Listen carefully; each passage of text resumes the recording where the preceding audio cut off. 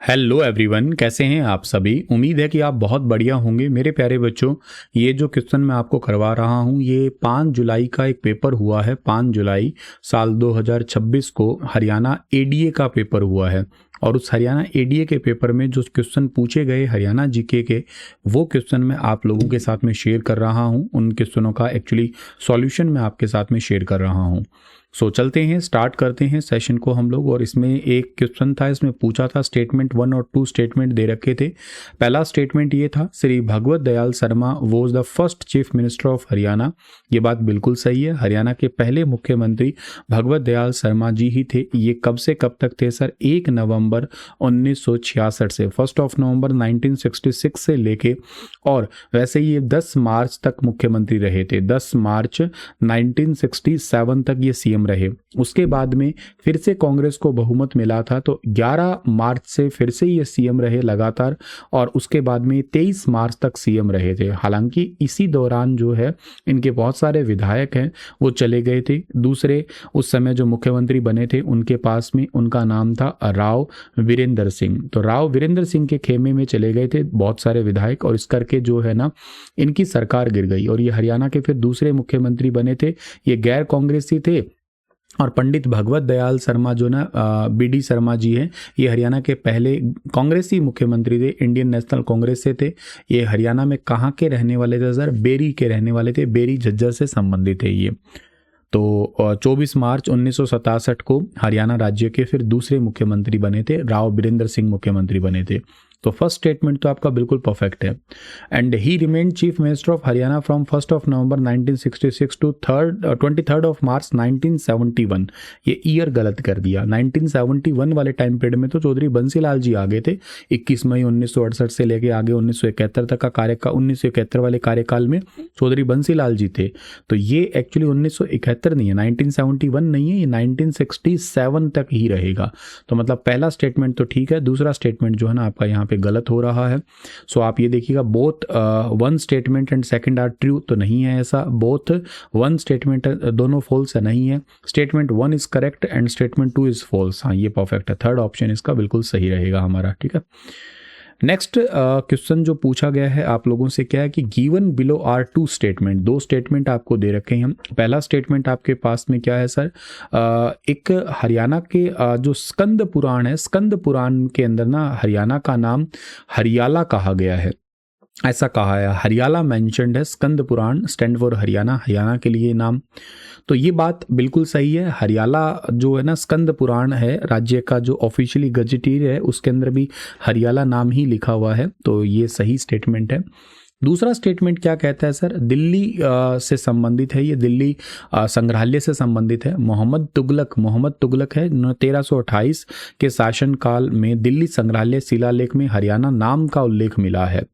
तो ये बात भी बिल्कुल सही है। 1328 का दिल्ली म्यूजियम इंक्रिप्शंस जो है ना उसमें हरियाणा नाम लिखा हुआ है, और इसमें पृथ्वी पर स्वर्ग के समान ही इस क्षेत्र को कहा गया है। हालांकि इस क्षेत्र में जो है ना ऐसा बताया गया है, जो तोमर लोग थे ना, उन तोमर लोगों के द्वारा इस क्षेत्र को बसाया गया था। ये एक्चुअली उस समय दिल्ली नहीं बोलते थे इसको ये बोलते थे डिल्लिकापुर के नाम से जाना करते थे, डिल्लिकापुर। बाद में जगह हुई थी दिल्ली, और आज इसको हम लोग बदल के दिल्ली हो ही गया है वर्तमान में, तो ठीक है। तो इतना तो आप लोगों को याद रखना है। तो आप लोगों के लिए पहली बात ये याद रखनी है यहाँ पे कि हरियाला जो है ना सर, ये हरियाला ये तो स्कंद पुराण का हो गया आपका, तो ये याद रख लीजिएगा। दूसरी बात आप लोगों को यहाँ से याद करने की क्या है? दूसरी बात आपको याद करने की हुई कि जो हरियंका एक नाम और भी आता है आप लोगों के लिए, यहाँ पे कहीं जगह पे लिखा होता है आपका, यहाँ पे हरियंका लिखा होता है। हरियंका नाम जो है ना सर जी, ये पालम बावली अभिलेख का मिलता है। और हरियाणा जो है ना 1328 लिखा हुआ अभिलेख है ना, 1328 उसमें हमें मिलता है। तो ये पॉइंट भी आप लोगों को कभी कभी क्वेश्चन में पूछा जा सकता है, तो इसको याद रख लीजिएगा आप लोग, राइट। सो ये इंपॉर्टेंट पॉइंट हुए। तो इसका सही आंसर अब आपके पास में क्या होगा sir? Both statement first and second are true, तो फर्स्ट ऑप्शन इसका बिल्कुल परफेक्ट रहेगा हमारे पास में, ये याद रखना आप लोग। चलिए आगे बढ़ते हैं। अगला जो सवाल आपके पास में आता है निकल के, वो कौन सा होगा सर? नेक्स्ट क्वेश्चन आपके पास में निकल के आता है यहाँ पे, given below are 2 statement. 2 statement आपको दे रखे हैं। फर्स्ट स्टेटमेंट आपके पास में क्या है सर? पहला स्टेटमेंट ये है कि पंजाब पुनर्गठन विधेयक 10 सितंबर 1966 को जो है ना वो पारित किया गया था। तो हाँ, ये बात सही है कि 10 सितंबर की बात है, 10th ऑफ सितंबर 1966 को जो है ना पार्लियामेंट के अंदर ये बिल है ये बेसिकली पास हुआ था। फिर 18th ऑफ सितंबर की अगर मैं बात करता हूँ तो 18th ऑफ सितंबर 1966 को प्रेसिडेंट के परमिशन मिलने के बाद में पंजाब रीऑर्गेनाइजेशन एक्ट 1966 है ये बन गया था। ये एक्चुअली एक्ट बना था आपका, क्योंकि आपको पता है एक्ट बनाने का तरीका क्या होता है, लोकसभा में जाएगा, राज्यसभा के अंदर जाएगा, उसके बाद प्रेसिडेंट साइन करते हैं तो एक्ट बन जाता है। और इसी एक्ट के चलते हुए 1 नवंबर 1966 को अपना हरियाणा राज्य है वो बन गया था। तो फर्स्ट स्टेटमेंट तो आपके पास में बिल्कुल ठीक हुई है। The Punjab reorganisation bill was passed by parliament of 10th September 1966। Second statement है as a result of the bill Haryana came into being as a 19th state of India. ये वाली बात जो है ना ये गलत है, 19th स्टेट नहीं बना था उस समय, हमारा राज्य 17th नंबर स्टेट बना था, 17वां राज्य बना था, ये ध्यान रखना आप लोग। और केंद्रीय जो गृह मंत्रालय की ऑफिशियली रिपोर्ट है उसमें इसका प्रूफ भी है आपका 1967 के टाइम पीरियड में the 17th state of the union इसके रूप में, मतलब 1 नवंबर 1966 को हरियाणा भारत के 17वें राज्य के रूप में आया था। आर्टिकल 3 के अंदर इसका नाम जो है वो भी चेंजेस के बारे में आता है। तो बोथ स्टेटमेंट तो आपका ठीक नहीं हुआ है, बहुत ही रॉन्ग भी नहीं है। स्टेटमेंट 1 करेक्ट है एंड सेकंड इज फॉल्स, तो थर्ड ऑप्शन इसका परफेक्ट बनेगा आपका, राइट। नेक्स्ट आपके पास में जो क्वेश्चन निकल के आता है सर वो क्या होगा कि consider the following statement about Haryana budget 2026-2027। आप official star IQ YouTube channel पे देखेंगे तो आपको बजट का एक वीडियो मिलेगा 2-2.5 घंटे का, उस वीडियो को आप देख लेना। हरियाणा HCS का पेपर था, उसमें से एज इट इज क्वेश्चन पूछे थे 2-3, उस वीडियो में से ही ये सेम टू सेम क्वेश्चन आया हुआ है। इन फ्यूचर आपका कोई भी पेपर होता है तो प्लीज़ उस वीडियो को कंसिडर कर लेना जब तक आपका नया बजट का वीडियो नहीं आता है तब तक के लिए। तो चलिएगा स्टार्ट करते हैं। इसमें क्वेश्चन में पढ़ना, तीनों स्टेटमेंट दे रखे हैं। पहला स्टेटमेंट है fiscal deficit has been projected at 2.66% in a revised estimate 2025-2026 and 2.65% in the budget estimate 2026-2027। तो ये बात बिल्कुल आपकी ऑलमोस्ट सही सी है। ये संशोधित जो राजकोषीय घाटा इसको हिंदी में कहा करते हैं हम लोग, तो इसके अनुसार जो GSDP है आपका, GSDP है उसके अनुसार हमारा 2.66% निकल के आता है। एंड जो बजट का अकॉर्डिंग हम लोग बात करते हैं तो ये लगभग 2.65% निकल के आता है। तो इट मीन्स मैं ये कह सकता हूँ कि पहला स्टेटमेंट आपका बिल्कुल परफेक्ट सही बैठ रहा है आपका। Second statement in budget estimate 2026-2027, the revenue deficit has been projected at 0.87% as against in 1.33% of GSDP in a revised estimate 2025-2026। तो ये स्टेटमेंट भी आपका बिल्कुल परफेक्ट रहने वाला है, क्योंकि इसका भी राजस्व घाटे का अनुमान जो है ना 0.87% का ही प्रोजेक्ट किया गया था। सो ये बात भी बिल्कुल ठीक है यहाँ पे। The government revenue recipient are anticipated to increase by 14.63% in a budget estimate 2026 to 2027। ये बात भी बिल्कुल सही है। इसको जो हम लोग बोलते हैं सरकार की राजस्व प्राप्ति बोलते हैं, 14.63% की वृद्धि होने का अनुमान बताया गया था आपका ये, ठीक है ना। तो मतलब सरकार का लगभग आप लोग ये मान के चल सकते हैं 14.67। एक्चुअली मैं आपको बताता हूँ ये आपका था 1,40,000 और 163.32 करोड़ का था आपका ये अनुमान रहने की बात बताई थी। और पहले कितना था, पहले था 1,27,507.25 CR का था। इससे बढ़ के इतना होना है, तो ये इंक्रीज कितना हुआ, लगभग इंक्रीज हुआ 14.67% जो है ना ये इंक्रीज हुआ है। ये बात आप याद रखिएगा, ठीक है। चलिए खैर आगे बढ़ते हैं हम लोग। और नेक्स्ट हमारे पास में क्वेश्चन जो निकल के आता है सर वो क्या रहेगा। नेक्स्ट क्वेश्चन आपके पास में है कि कंसिडर द फॉलोइंग पर्सन।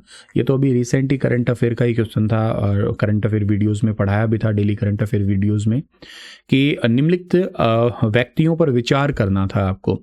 अभी क्या था कि हरियाणा राज्य महिला आयोग में कुछ मेंबर्स जो है ना उनको नामित किया गया था, और ये 10 जून 2026 की आधिकारिक सूचना है, उसी के ऑफिशियल नोटिस में लिखा हुआ है। और इसमें कौन कौन अभी बनाए गए हैं, तो एक तो इसमें बनाई गई है भारतीय सैनिक को बनाया गया है, एक इसमें सुनीता लोचब जो है ना उनको भी बनाया गया है इसके अंदर, ठीक है ना। सुनीता चौहान जो है ना इनको बनाया गया, मतलब सुनीता चौहान को बनाया गया, सुनीता लोचब भी है इसके अंदर, उसमें ऑप्शन में लिख नहीं रखा, वैसे मैं बता देता हूँ। एक इसमें सुनीता लोचब है, सुनीता लोचब, इनको भी बनाया गया है। इसके साथ साथ बनाया गया है सुमन शहजाद वाला है, उनको भी बनाया गया है, ठीक है ना। एक है सुमन शहजाद वाला, उनको भी बनाया गया। अनुकंपा गर्ग है, उनको बनाया गया, बिल्कुल ठीक है। दीपिका खन्ना इसमें नहीं है, ठीक है, दीपिका खन्ना इसमें नहीं है। तो इट मीन्स आप ये देखिएगा इसमें 1 2 3 ठीक है, 1 2 3 ठीक है, मतलब पहले वाला ऑप्शन सही रहेगा, फोर्थ वाला ठीक नहीं है ना। इसमें अनुकंपा गर्ग है, सुनीता चौहान भी है, सुनीता लोचब भी है, भारती सैनी भी इसके अंदर आती हैं, और सुनीता चौहान भी होगा, एक सुमन भी है इसके अंदर। ऑफिशियल मैं आपको जो इसका है उसमें बता देता हूँ, गवर्नमेंट के ऑर्डर हैं आपके, ये रिसेंट के ही 2026 10 जून वाले ही। तो भारती, सुनीता, सुमन और इसके अलावा और अनुकंपा गर्ग भी होगी, सुनीता चौहान भी होगी, दीपिका इसमें है ही नहीं आपकी, ठीक है। सो इंपॉर्टेंट क्वेश्चन है, जरूर याद करना है आपको ये, ठीक है। सो नेक्स्ट हमारे पास में क्वेश्चन कौन सा आता है सर? नेक्स्ट क्वेश्चन आपके पास में जो निकल के आता है सर वो रहेगा कि consider the following district of Haryana. आपसे पूछा है कि which of the following were above were districts when Haryana came into being on November 1 1966, मतलब 1 नवंबर 1966 को इनमें से कौन से जिले थे? देखो 1 नवंबर हरियाणा को जब बना था ना 1 नवंबर, तो उस समय हरियाणा के 7 जिले आते थे। एक जिला उसमें से आता था, कौन सा सर? एक जिला आता था उसमें अंबाला जिला जो है ना ये आता था। अच्छा, इसके बाद में एक जिला आता था अंबाला के अलावा करनाल जिला जो है ना ये भी इसका पार्ट था। इसके अलावा इसके अंदर गुरुग्राम डिस्ट्रिक्ट है, वो भी उसका पार्ट था। इसके अलावा आप लोग हिसार डिस्ट्रिक्ट की बात करते हैं, वो भी पार्ट था। जींद जिला है, वो भी उसका पार्ट था।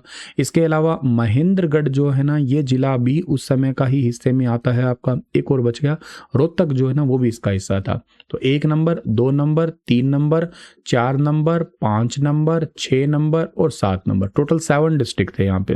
तो 1 नवंबर 1966 को टोटल 7 डिस्ट्रिक्ट थे, और उसके अंदर जो है ना कौन सा डिस्ट्रिक्ट नहीं था इसमें? फरीदाबाद डिस्ट्रिक्ट था नहीं। फरीदाबाद डिस्ट्रिक्ट एक्चुअली कब बना है? ये बना है 15 अगस्त 1979 को बना है आपका ये। परफेक्ट। तो ये 66 को नहीं बना। सिरसा भी नहीं था, सिरसा हिसार से अलग होके बना था, सितंबर को बना था, सितंबर 1975 को। वैसे अगस्त में इसका अनाउंसमेंट हो गया था, लेकिन सितंबर से ये जो ना 75 सितंबर से ये एक नया डिस्ट्रिक्ट बन गया था हरियाणा का।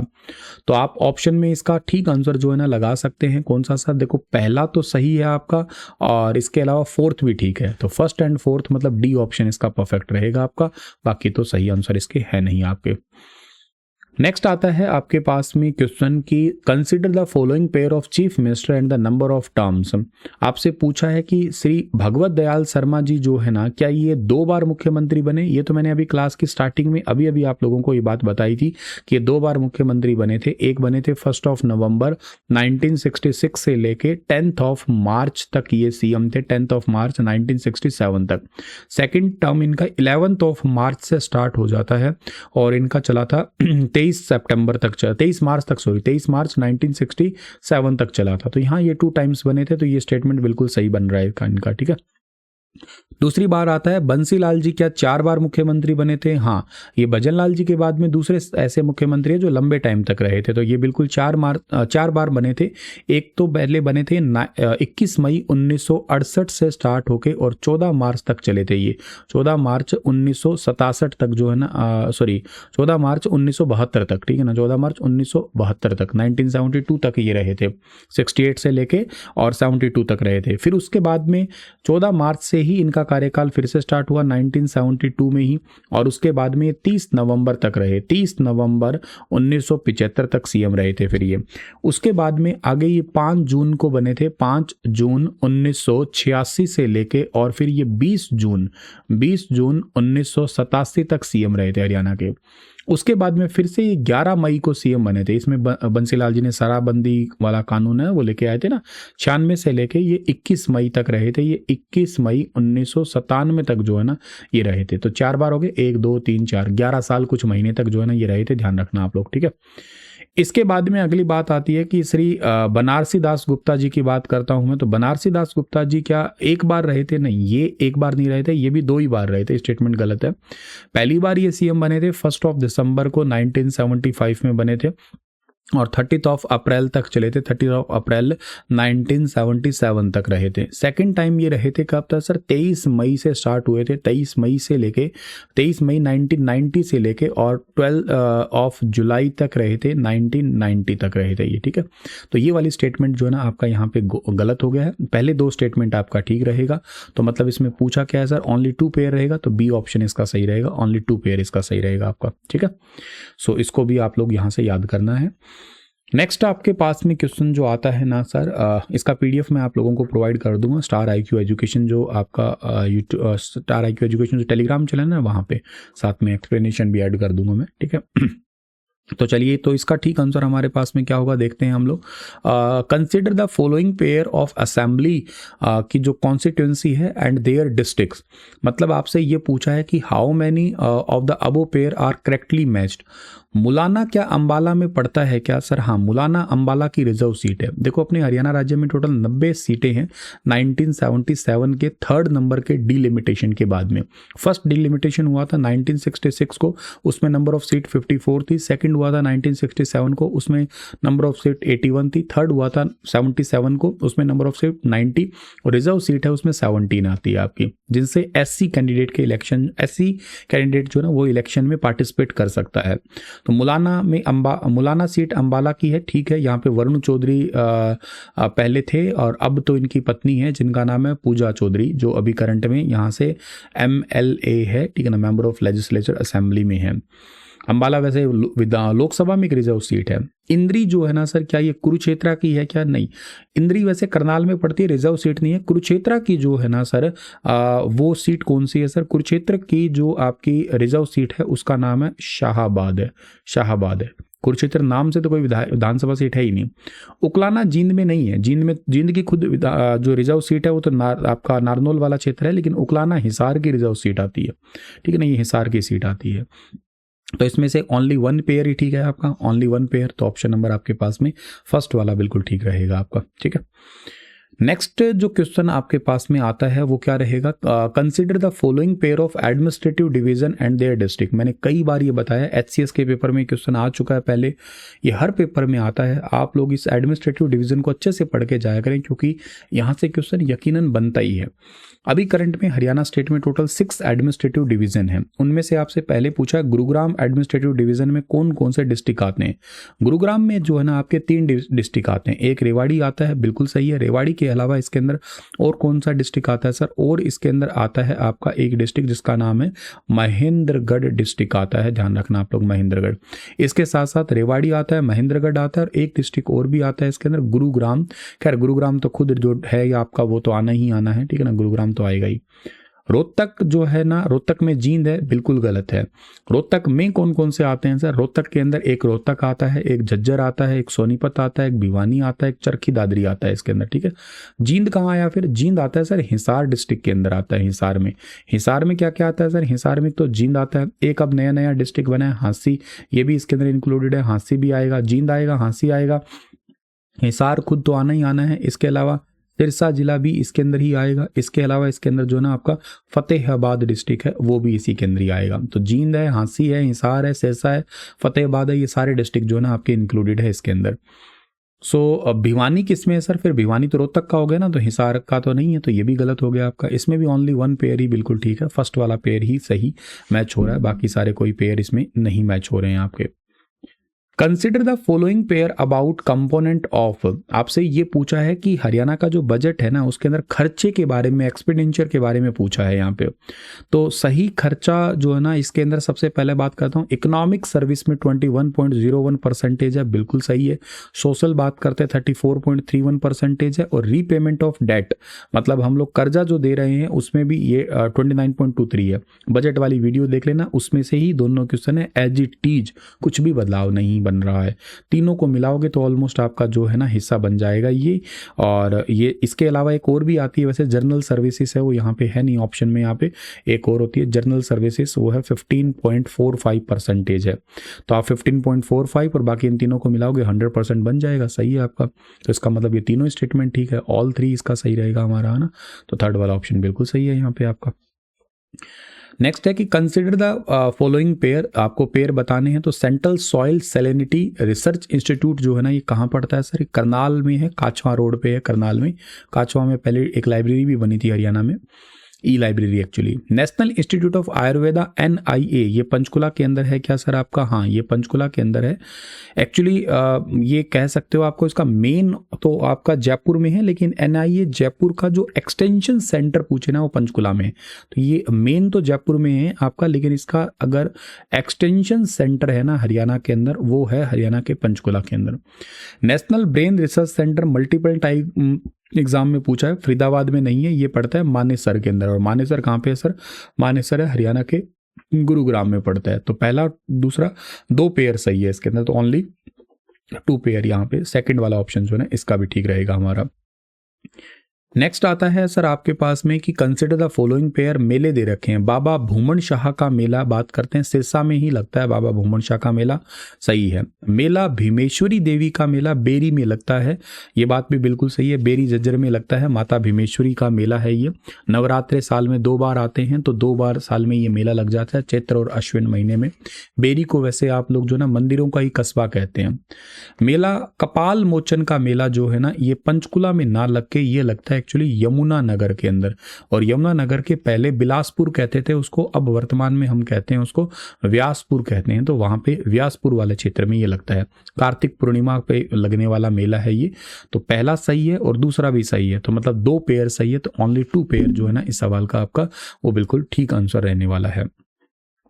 Given below are 2 statement, 2 statement आपको दे रखी है। आपकी बेटी हमारी बेटी स्कीम जो है ना इसका एम था improving the child sex ratio in Haryana. तो ऐसा है कि आपकी बेटी हमारी बेटी इस योजना में यही था कि बाल लिंगानुपात है उसमें सुधार करना है, ताकि बच्चियों को थोड़ा अच्छे से एजुकेशन वगैरह प्रोवाइड की जा सके। ये women and child development department की तरफ से स्टार्ट की गई स्कीम थी, तो स्टेटमेंट ठीक है पहला आपका। दूसरा स्टेटमेंट क्या है सर कि in the scheme guideline came into force 22 जनवरी 2015। क्या ये योजना जो है ना 22 जनवरी 2015 को लागू हुई थी क्या आपकी? वैसे तो ऐसा है कि इस योजना को इस दिन से हाँ इफेक्टिव हुई थी, लेकिन ये योजना मतलब इस योजना की जो गाइडलाइन है ना वो इस दिन 22 जनवरी 2015 को ही आई थी, ठीक है। लेकिन इस योजना की जो आपकी पहली बार जो घोषणा हुई थी वो बहुत पहले हुई थी, वो हुई थी 24 अगस्त को हुई थी। 24 अगस्त 2015 को जो है ना इसकी आधिकारिक अधिसूचना प्रकाशित हुई थी, ऐसे कह लो आप लोग। बहुत पहले क्या मतलब, सॉरी बहुत बाद, इसके मतलब बाद में हुई थी वो। इसका ऐसा कह सकते हो कि these guideline shall came into force, वो आपकी तारीख तो सही है, ये वाली गाइडलाइंस जो है ना केम इनटू फोर्स तो सही तारीख है ये। लेकिन अगर ये कह रहे हैं हम लोग कि ये गाइडलाइन जो है ना एक्चुअली ऑफिशियली योजना आधिकारिक रूप से जो पब्लिश हुई है आपकी वो 24 अगस्त 2015 को हुई थी। ये बात मैं इसलिए बता रहा हूँ क्योंकि ऐसे पेपरों में ये छोटी छोटी चीज़ें हैं वो बहुत बड़े मार्क्स है उनको गायब करवा देती है। यहाँ ऑफिशियली आपका बोथ स्टेटमेंट जो है ना वो बिल्कुल सही है, पहली सही है और दूसरी स्टेटमेंट भी आपके पास में यहाँ पे ठीक है, ठीक है। वैसे 22 जनवरी 2015 को एक बेटी बचाओ बेटी पढ़ाओ योजना है ना वो आई थी, असल में सुकन्या ये योजना आई थी, लेकिन इसको हम लोग ज़्यादातर इस तारीख को थोड़ा फोकस किया करते हैं यहाँ पे, ठीक है। एनीवे अगला जो सवाल आपके पास में आता है वो क्या रहेगा सर? नेक्स्ट क्वेश्चन आपके पास में आता है कि given below are 2 statement, 2 statement दे रखी हैं। पहला स्टेटमेंट है कि प्राचीन स्थल राखी गढ़ी गांव राखी शाहपुर और राखी खास के राजस्व अधिकार क्षेत्र में आता है क्या? हाँ ये बात बिल्कुल सही है आपका, कोई दिक्कत नहीं है इसमें। हरियाणा पुरातत्व वो जो संग्रहालय विभाग है ना उसका मतलब हेरिटेज मॉन्यूमेंट और साइट ऑफ हरियाणा में इसको जो है ना लिस्टेड किया गया है। इसको बल्कि ये भी है कि इसको यूनेस्को की लिस्ट में भी ऐड करेंगे। अभी जो नेशनल यूनियन बजट था उसमें आइकॉनिक साइट के रूप में जो ना इसको ऐड किया गया था आपका, मतलब करने की बात की गई थी, कह सकते हैं टॉप 15 आइकॉनिक साइट के अंदर। और अगला आता है आपका कि राखी गढ़ी जो फेमस वैदिक साइट नहीं थी, ये इंडस वैली साइट थी आपकी, वैदिक साइट की कैटेगरी में नहीं आता है आपका। तो पहला स्टेटमेंट तो इसमें आपका ट्रू है, लेकिन सेकंड स्टेटमेंट इसमें रॉन्ग है आपका। तो statement 1 is correct and second is false. तो थर्ड वाला ऑप्शन जो है ना इसके अंदर हमारे पास में वो बिल्कुल ठीक रहेगा। नेक्स्ट आता है given below are two statement. एक पहली स्टेटमेंट आपको दिया कि हरियाणा में यह प्रथा है कि घुड़चढ़ी के बाद लड़का दुल्हन के बिना अपने घर नहीं लौटता है। तो हाँ, ये सही है, घुड़चढ़ी के बाद लड़का दुल्हन के साथ लिए बिना अपने घर वापस नहीं आता है, तो ये सही प्रथा है। दूसरी बात यह है कि जब भात दिया जाता है तो लड़के या लड़की के पिता आरता या मिन्ना की रस्म निभाते हैं। तो ऐसा नहीं है, ये लड़की की माता करती है, तो थाली में आटे के दीपक एक्सेट्रा या भाई के सामने आरता या मिन्ना किया करती है। तो ये गलत है आपका स्टेटमेंट। तो पहला तो स्टेटमेंट सही हो गया, सेकंड स्टेटमेंट आपका यहाँ पे रॉन्ग हो गया। तो इसका मतलब फर्स्ट स्टेटमेंट करेक्ट है और सेकंड इज फॉल्स। तो अगेन इसका थर्ड वाला ऑप्शन हमारे पास में जो है ना वो बिल्कुल सही रहेगा। Given below are two statement. एक आपको तीज या हरियाली तीज के बारे में पूछा, ये सावन महीने के अंदर ही आता है क्या? देखो, सावन तीज या हरियाली तीज एक मौसमी त्यौहार है जो सावन के महीने में मनाया जाता है आपका यहाँ पे। तो ये बात बिल्कुल सही है आपका। तीज जो है ना शुक्ल पक्ष की तृतीया को एक्चुअली ये मनाया जाता है आपका। शुक्ल पक्ष की जो तृतीया आती है ना तब ये त्यौहार मनाते हैं हम लोग। मकर संक्रांति कार्तिक महीने में आती है क्या? तो मकर संक्रांति कार्तिक महीने में जो है ना वो नहीं आती है, क्योंकि मकर संक्रांति हम लोग मनाते हैं जनरली 14 जनवरी को, कभी कभी 15 जनवरी को भी हो जाती है आपकी ये। तो ये पोष का महीना होता है, इसको पो का महीना कहते हैं हम लोग, या पोष का महीना है, उसमें सेलिब्रेट करते हैं ये। तो याद रखना, ये जनवरी का महीना या हम लोग देसी भाषा में कहें तो उसको पोष का महीना कहते हैं। इसके बाद हरियाणा में एक क्वेश्चन जीके का और भी है कि ठंड का प्रभाव थोड़ा कम हो जाता है इसके बाद में। नेक्स्ट आता है आपके पास में सवाल कि consider the following statement about Harihar policy. ये अभी रिसेंटली क्वेश्चन आया था, उसमें आपका एचटेट का पेपर आया था, उसमें हरिहर योजना दिया था। हालांकि वहाँ पे पीजीटी लेवल का पेपर में आया था, सेम दिन पेपर नहीं, इससे एक दिन पहले पेपर हुआ था, वो 4 जुलाई को हुआ था, ये 5 जुलाई का पेपर है। खैर, तो इस नीति में ने 2013 में अधिसूचित पिछली ज्योतिर्गम्य नीति को प्रतिस्थापित किया है क्या? तो हाँ, ये सही है। पहले ज्योतिर्गम्य जो पॉलिसी थी ना उसको ही इसने, जो पहले आपकी आई थी कब, 30 मई की पॉलिसी थी वो, 30 मई 2013 की एक पॉलिसी थी वो, तो उसी को ही एक्चुअली इसने रिप्लेस कर दिया है, उसी की अधिसूचना। उसका आपको नोटिस भी बताता हूँ मैं, वो था 449 का नोटिस था, 449 SW थर्ड क्लोज था, उसको रिप्लेस किया इसने। तो ये बात तो बिल्कुल सही है आपकी। तो यह नीति तकनीकी शिक्षा, कौशल विकास और के साथ साथ जो है ना औद्योगिक प्रशिक्षण और देखभाल के बाद पुनर्वास और वित्तीय सहायता सहित मुफ्त स्कूल और उच्च शिक्षा देती है क्या? तो हाँ, ये सही है। ये बात भी बिल्कुल सही है। 25 साल की उम्र या विवाह जो भी पहले हो जाए तब तक के लिए सारे लाभ मिलते हैं सरकार की तरफ से। यह नीति दिशा निर्देशों में शामिल बच्चों को अनुकंपा के आधार पर नौकरी या आर्थिक कमजोर बच्चों को EWS का दर्जा देती है। तो हाँ, ये ठीक है, ग्रुप C या ग्रुप D की नौकरी देते हैं, EWS का दर्जा भी देती है। जो एचटेट का PGT का पेपर था उसमें इतना पूछा था हरिहर योजना किससे संबंधित है, उसका आंसर था बच्चों से संबंधित। इसमें थोड़ा सा लेवल अच्छे से पूछ लिया। तीनों ही स्टेटमेंट ठीक है, तो ऑल 3 स्टेटमेंट बिल्कुल सही रहेगा इसका हमारा। ठीक है, इतने ही क्वेश्चन है बस। ठीक है, तो यही क्वेश्चन आप लोगों से पूछे गए थे और इनके सही आंसर है आपके पास में ये। तो इतना आप लोगों को चीज़ें जो है ना वो याद कर लेनी है, और ऐसे ऐसे क्वेश्चन अगर एग्ज़ाम में आपके पास में आते हैं तो आप लोग जो है ना वो गलत भी नहीं करेंगे बिल्कुल भी। उम्मीद करता हूँ कि आप लोगों को जो है ना पूरा का पूरा पेपर है वो अच्छे तरीके से समझ में आ गया होगा। अगर आप लोग वैसे ना तैयारी करना चाहते हैं यहाँ पे किसी भी एक पर्टिकुलर एग्ज़ाम की तैयारी करना चाहते हैं, जैसे एग्जाम्पल से आप लोग CET एग्ज़ाम की तैयारी करना चाहते हैं, या आप लोग तैयारी करना चाहते हैं CD ग्रुप की तैयारी करना चाहते हैं, तो उन सभी के लिए स्टार IQ एप्लीकेशन पे आप लोगों को जो है ना एक प्रॉपर है वो बैच मिल जाएगा, और उस बैच के अंदर आप लोग जो है ना एनरोल हो सकते हैं। उस बैच के अंदर अगर आप लोग एनरोल होते हैं तो आपको अच्छे से तरीके से तैयारी करने का मौका मिलेगा। चैनल को तो आप लोग जो है ना वो सब्सक्राइब कर लीजिएगा यहाँ पे, ठीक है ना। और इसके अलावा जो है ना आप लोग टेलीग्राम चैनल है स्टार IQ एजुकेशन, वहाँ पे जाके आप लोग इस क्लास का पूरा PDF देख सकते हैं। वैसे HCS की तैयारी के लिए आधारशिला बैच है, आपका आधारशिला बैच है स्टार IQ एप्लीकेशन पे, उसको आप लोग एनरोल कर सकते हैं, ठीक ढंग से वहाँ से पढ़ सकते हैं। HCS के लिए CET मेंस के लिए जो तैयारी कर सकते हैं तो द्रोणाचार्य नाम का बैच है। D ग्रुप के लिए आप लोग तैयारी करना चाहते हैं तो संकल्प नाम का बैच है। हरियाणा पुलिस के लिए जो तैयारी करना चाहता है उसके लिए सुपर सिलेक्शन बैच है। ठीक है, तो ये दोनों बातें आप आप लोगों को ज़रूर याद रख लेनी है डियर। ठीक है, चलो सर आगे हमारा आज का सेशन इतना ही है, मैं क्लास वाइंड अप कर रहा हूँ। Thank you.